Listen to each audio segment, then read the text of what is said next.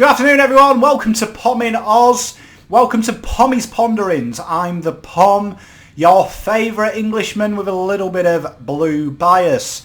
If you are new around here, please like and subscribe to the channel. It does mean the world to me. We have just hit over 210, which is absolutely splendiferous. If we can try and get to 300 by the end of the month, I'll love setting a big goal. That would be awesome. I'm currently in the midst of moving and just getting over probably a week of me being amped and saying Carlton are coming, only to hit that down to earth. We've just come on the back of an 18-point defeat to St Kilda, a team that I famously called a Mickey Mouse club. That went well. So, I mean, what can I say about the performance? That's vaguely positive. Well, I mean, we've only got 4 weeks now until the SPL starts, so we can support a real team in Glasgow Rangers.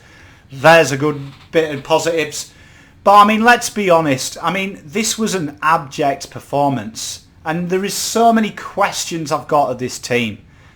One of them being, I'd say, let's start with the basics. We had Ratton say himself they were bullied by Collingwood. There was a benchmark by Collingwood and North to see that this side does fold and capitulate under pressure. It doesn't like that intent to the ball. North did it so well in the fourth where St Kilda imploded. Collingwood did it in the first and second quarters. Really set the tone. It's about playing in with your own ball. And I think when you look at the first quarter statistics, 61% possession to St Kilda, and they had triple the amount of tackles Carlton had, and we had 5. And it says it all. It says it all, and it's history repeating itself week on week with Carlton. You just kind of know the results when you've got Teague on Thursday saying anytime, anywhere, and they produce that. And it's okay fans saying don't criticise Teague, he's an AFL coach, he knows what he's doing. You know, doctors get struck off for making mistakes. Just because you're there doesn't mean that you're the expert of what you're doing. And that is one of the things that annoys me, just probably about Australian sport. Just because someone is there, it means they're the epitome of all knowledge. It's not true. And I'll validate that by, what the hell were we doing first quarter? The setup, the long kicks, we played into St Kilda's game plan. When you look at the end of the stats, one of their best lockdown defenders, Dougal Howard, did sweet FA, and their mercurial Great White Hope Brad Hill did nada. We got dominated. And it worries me. It worries me that we made mistakes that before ball up, I was thinking, oh, here we go. Harry McKay coming in. Let's get started. Let's finish on the tactics. When you look at the defensive structure and how St Kilda did, if you watched Analytics Corner, you watched my preview, there is an emphasis on moving it through the corridor, moving it quickly and moving it long, getting the ball forward at all costs. It's very Hawthorn in their 4-peat years. Get the ball moving forward. We were sat so deep. So freaking deep. We were so deep.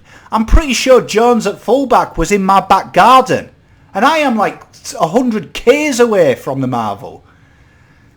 And we just invited the pressure. It was almost like we were set up to give St Kilda a chance at practicing the ball movement. And I can't get my head around it sometimes. I don't understand how you go from being so intent and up for the fight, Geelong and Essendon, and then you produce that. Because to me, there was more riding on the line.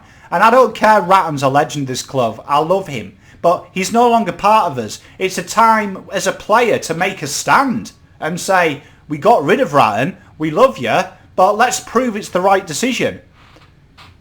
It's what happens. It's rivalry in sport. When someone leaves your club, genuinely you want them to have a bad time when they play you. You want them to do well apart from against you.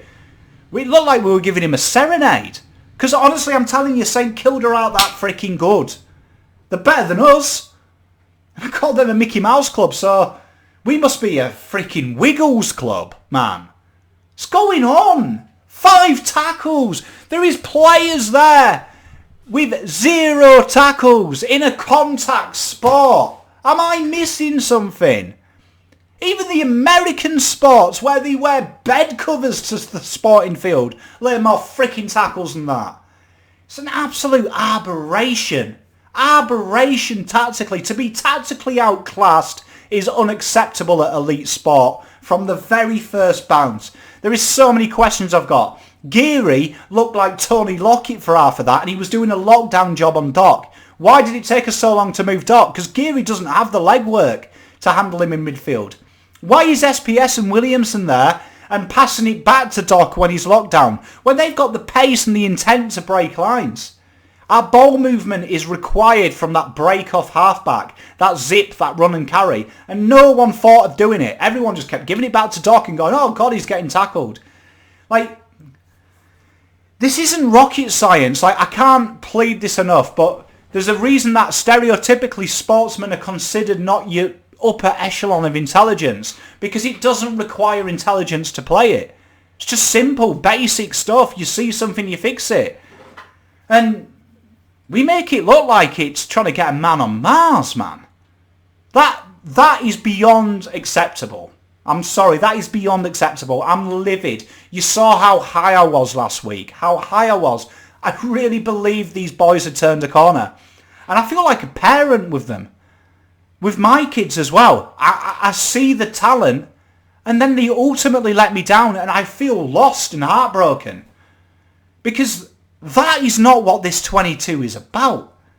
It's not what being Carlton's about. It's not what you showed me the last 2 weeks of fight, intent, will, from ball, but from the bounces when I want it. The third quarter, you can argue that we had enough chances, and I covered it in Analytics Corner. If we took our chances, we improved it by 10%, we'd win these games.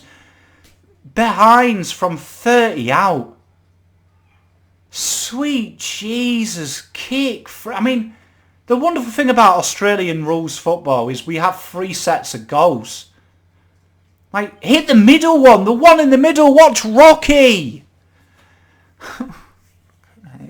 I have to live with a St Kilda fan, so this is absolutely bowsed my week. Let's talk about 3 toes as well. This obsession with height. Like, McGovern and Casbolt look like they work well together, and it is a surprise after all I've been saying about them two. We bring McKay back in and it goes to complete tosh. Jesus, they were bad. I know the entries were bad, but when you've got Casbolt and an uncontested mark and he misses the mark, it hits his palm and it ends up where it started from, you've got issues, man. McGovern was woeful. McKay was piss bucket. If I have to see a Carlton fan put he's the best mark in the competition, I'm going to scream, because he had 1 mark. He spilled about 20. You look at the kicking from St Kilda to their smalls along the ground, make them work. We've got Betts, we've got Martin, we've got Cunners, we've got Gibbons who all oscillated through there. And we're kicking to the hands of Betts when Dougal Howard is opposite him. 2 foot in height difference. It's not brain surgery, really ain't. But someone who's 5 foot ain't beating someone who can get the toffees off the top shelf at Coles down aisle 4 without breaking a back. Fucking hate this football club. It's just not acceptable. 3 tolls isn't going to work, and I'll tell you for why. And the only highlight for me was me validated to say it's about time we starting Cripper in the square. We see something else from him.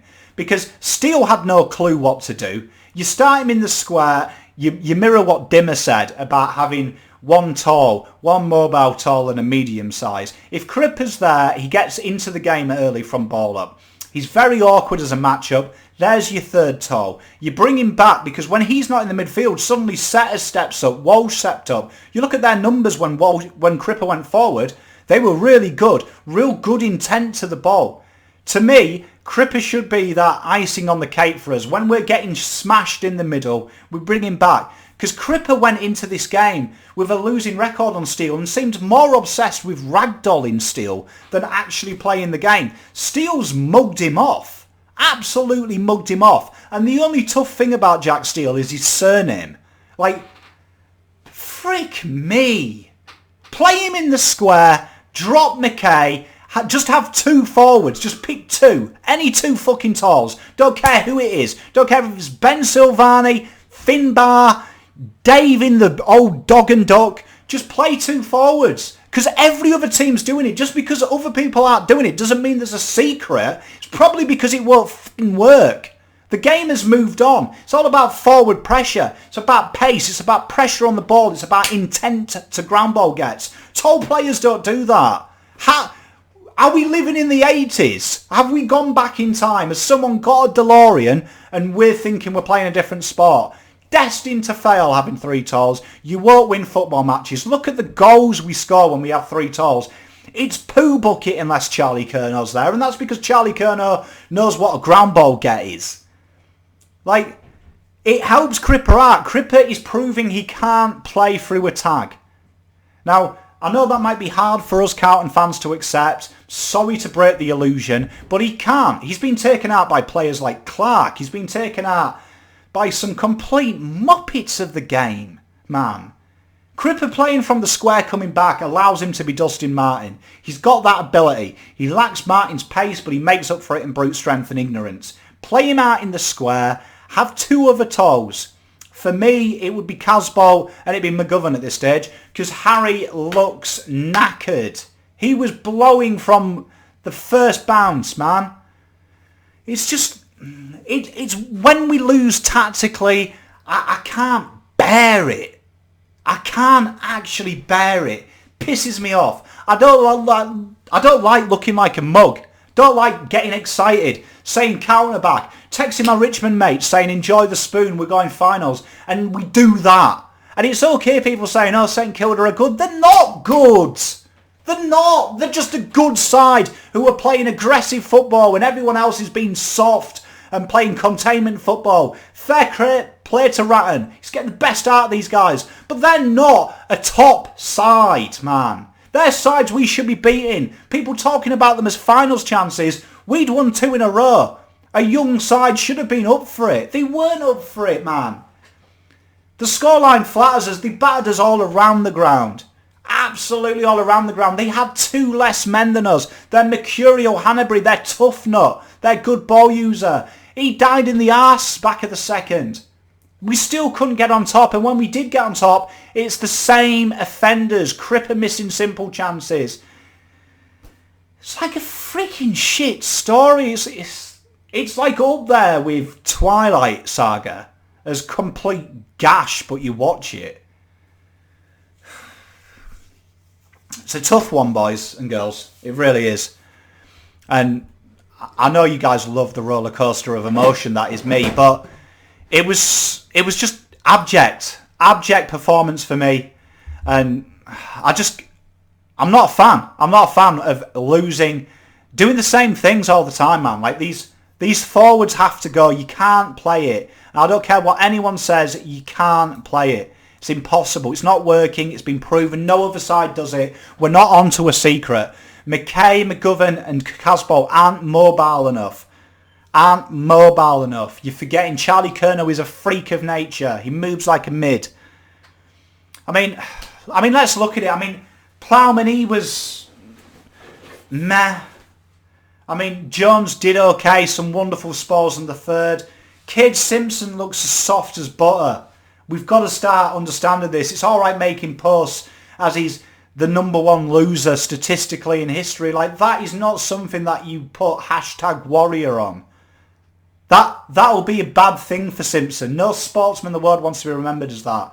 And he looks slow. There was a few good moments where he went into contest, but he looks weak. He's slowing down, man. Doc, fair play to you. You were tagged. You did all right when you went in the mid. Waiter in as usual was good. I mean, SPS, why is he not stepping up to the plate? He's got the zip. Why is he there?